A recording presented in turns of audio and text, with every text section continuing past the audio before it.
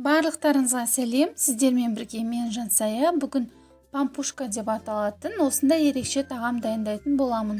Бұл тағамды балаларым өте қатты жақсы көреді, себебі бұл өте оңай жасалады және дәмді болып шығады. Рецепт қызықты болса, видеоның соңына дейін қараңыздар. Ең алдымен ыдысқа жылы су құямыз, үстіне тұз саламыз, айран құямыз және дрожь салып жақсылап араластырамыз.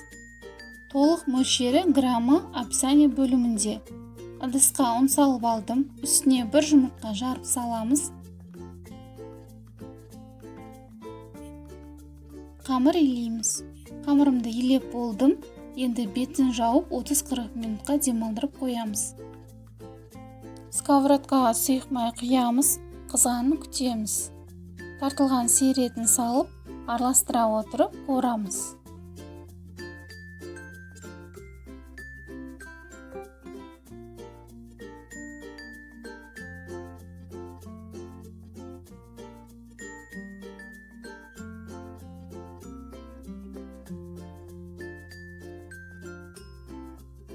Үстіне пиязды көбіктеп турап саламыз.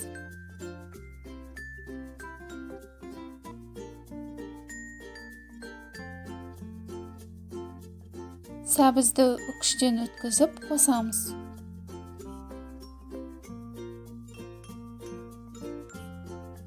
Қызанақты да турап саламыз. Дәміне қарай тұз, бұрыш, дәмдеуіштер қосамыз.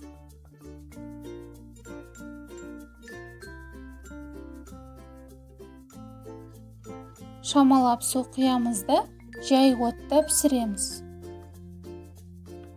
Қамырым ашыды.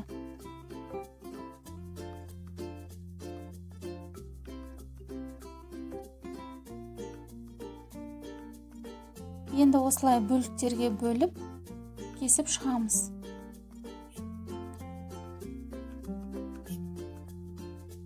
Барлығын осылай кесіп шығамыз. Қамырды домалақ етіп, ыңғайлап аламыз, себебі қазір оның ішіне картошка салатын боламыз. Езілген картошкамызға міндетті түрде тұз қосамыз.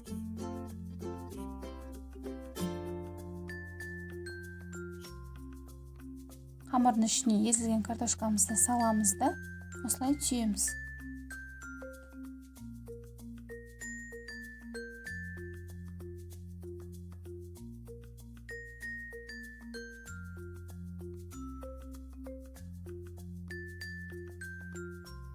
Мантоваркада буда 40-45 минут пісіреміз.